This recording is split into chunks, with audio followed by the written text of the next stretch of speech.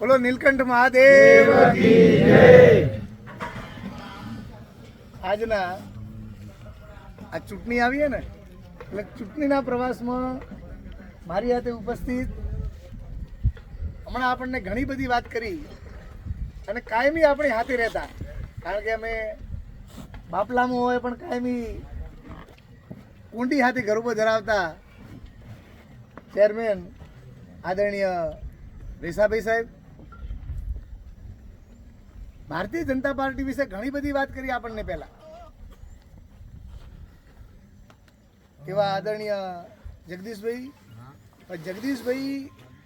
આ વિસ્તારના પ્રભારી ઇન્ચાર્જ, કારણ કે દર વખતે પ્રમુખની જવાબદારીઓ પણ આ વખતે ઇન્ચાર્જ, એટલે આપણી આખી કિંમત જિલ્લા પંચાયત એમને સંભાળવાની, એવા આદરણીય જગદીશભાઈ આપણા પાર્ટીના મહામંત્રી, પાર્ટીના પૂર્વ મહામંત્રી, અહીંયા પધારેલ તમામ સરપંચો, તમામ આગેવાનો, આજુબાજુ તમામ સરપંચો, ઉપસરપંચો, વડીલો અને ગામના તમામ આગેવાનોને હાથ જોડીને મારા વંદન,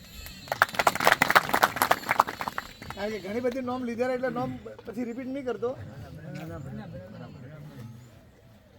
ચૂંટણી તાલુકા પંચાયત જિલ્લા પંચાયત આવી એના માટે જિલ્લા પંચાયતમાં મેં ઉમેદવારી કરીએ, તાલુકા પંચાયતમાંથી જગસેભાઈએ કરીએ, અને આપ બધાને અહીંયા ભેગા થયા હો એમને બધાને હાથ જોડીને વિનંતી કે ચૂંટણીઓ કાયમી આવે, કાયમી તમારી પાસે અમે મતની માગણી કરે, તમામ વિનંતી કરે અને કાયમી તમે મારી વાત માની।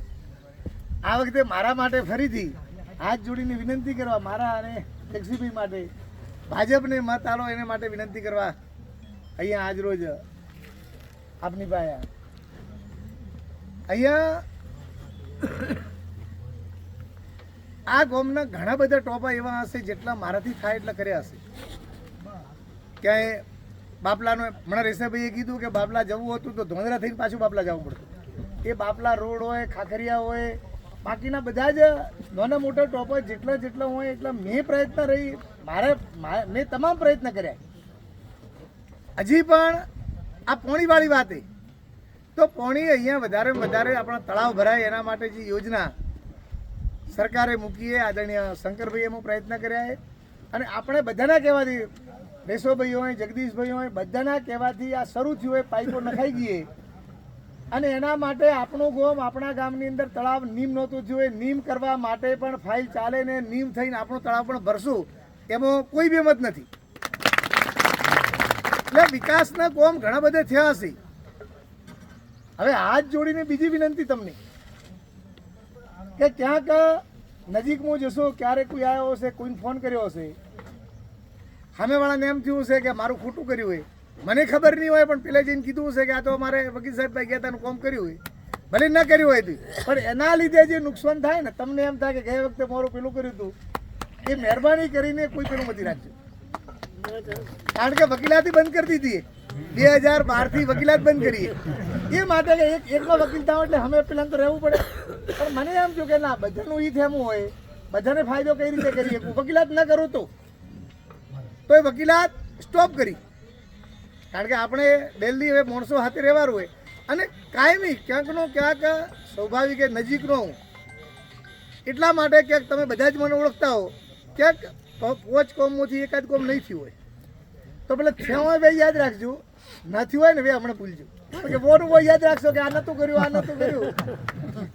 તો પણ બોરું જ મગજમાં પેલું રહેશે। હા ભાઈ બાબુ જીતે એ માટે વાળો કે તેમાંથી પેલું કરજો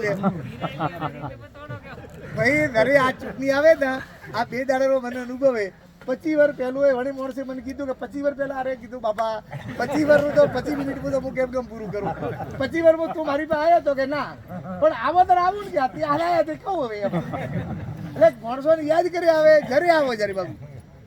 અને અત્યારે આ શંકરની સાક્ષીએ કહું કે મને મારા હાથમાંથી આજે 100% વોટ તમે આલે એવો મને સંતોષ છે, આજે સંતોષ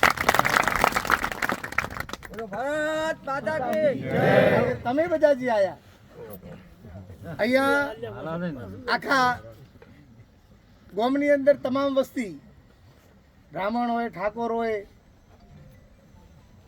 ભાઈ માજીરોણા હોય, આપણા દલિત ભાઈ હોય, આ તમામે ભેગા થઈ ચારેય ભાઈએ જે મને પાઘડી બંધાવીએ ને એ પાઘડીની લાજ તમારે રાખવાની.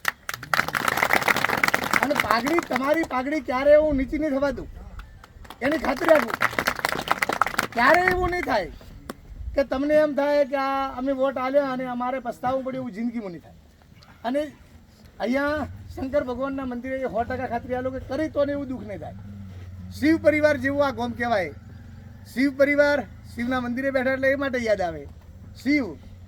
શિવને વાહન એનું નંદી, પત્ની માં જગદંબા, જગદંબાને વાહન એનું સિંહ. સિંહને નંદી રેખડે પડે.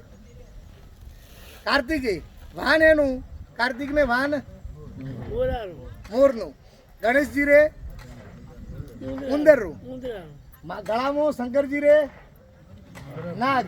હવે નાગ અને ઉંદર અને મોર અને સિંહ આ બધા જ એક જ પરિવારમાં કરી રહી શકે. એ પરિવાર વ્યવસ્થિત આદર્શ હોય તો શિવ પરિવાર એટલે જ કહેવાય. એટલે આ જે આખું ગોમે એ જે પ્રમાણે આજે જે એમનો ઉત્સાહ દેખ્યો, આજે આપનો ભાવ દેખ્યો, અને ખરેખર આજે જ મને એમ લાગે કે મને ચૂંટણી કોઈ હરાવી નહીં શકતું હોય, પણ આપણા પ્રત્યે જે ભાવ છે, આપણો જે ભાવ મારા પ્રત્યે, એનાથી ખરેખર ફરીથી આપને વંદન કરું બધાને. અહીંયા કેટલી લાગણી હું કહું. કોંગ્રેસે પહેલા ઉમેદવાર ડિક્લેર કર્યા નબજીબાન મેં કીધું કે નબજીબા આ તો પેલું કર્યું. એ વખતે ભુરાજી નણંદ જ્યારે કીધું ને, કારણ કે સ્વાભાવિક કે એમને એમના સરપંચ દરમિયાન તમારા 3 ગોમ આવતા, 3 ગોમો એમને ઘણી બધી અહીંયા કોમ કર્યા એટલે લાગણી રહે જ.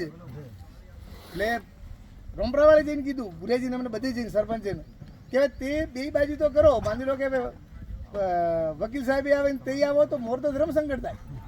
એટલે કરતા હવે કંઈ કરો. અને સાહેબ હું તો એમને આજે કહું કે એમને કીધું કે તમે ચૂંટણી લડો ને તો કોંગ્રેસને મારે નથી લડવું, અને ભાજપમાં તમને ઠીક લાગે ને ટિકિટ આપજો, મારે ચૂંટણી નથી લડવી. આવો ત્યાં જ એમને કર્યું. અહીંયા બાપલા ઉમેદવાર ગયા વખતે રેસાભાઈની હોમે 150 વોટ હાર્યા હતા. પદ્માભાઈ, મેં રેસાભાઈને કીધું પદ્માભાઈ આવે ને પદ્માભાઈના હાથે લાગણી જોડાયેલી. હું અને રેસાભાઈ ગયા, એમને કીધું કે મારે જિલ્લા પંચાયત લડવું હોય પદ્માભાઈ, તમારે લડવું હોય તો રહેવા દઉં, હું રહેવા દઉં. રેસાભાઈને એવું કીધું કે રેસાભાઈ મારે તાલુકા પંચાયત નહીં લડવું, કારણ કે અમારા વાછોલમાં વધારે આજ સુધી કોમ વસનાભાઈએ કરીએ તો છોડો, હું તાલુકા પંચાયત રહેવાનું લડવાનું છોડી દઉં. એટલે ખરેખર રેસાભાઈએ જે મદદ કરી તેઓ આગળ પદ્માભાઈને જઈને કીધું. અહીંયા તમે બધાએ જે મદદ કરી નબજીબાને કીધું. આ 2 સીટના આધારે આખી જિલ્લા પંચાયત આપતી, આખા જિલ્લા પંચાયતનો એનો મેસેજ ગયો. અને ફરીથી વધારે નહીં કહેતો, પણ અહીંયા ક્યાંકનું ક્યાંક એવું હશે, હું અને જગસીભાઈ બે ઊભા, ક્યાંક મારો વિરોધ હશે, તમારા મગજમાં થોડા ઘણું હશે, મંદુક હશે તો કાઢજો, ઉપર હાથ જોડી વિનંતી.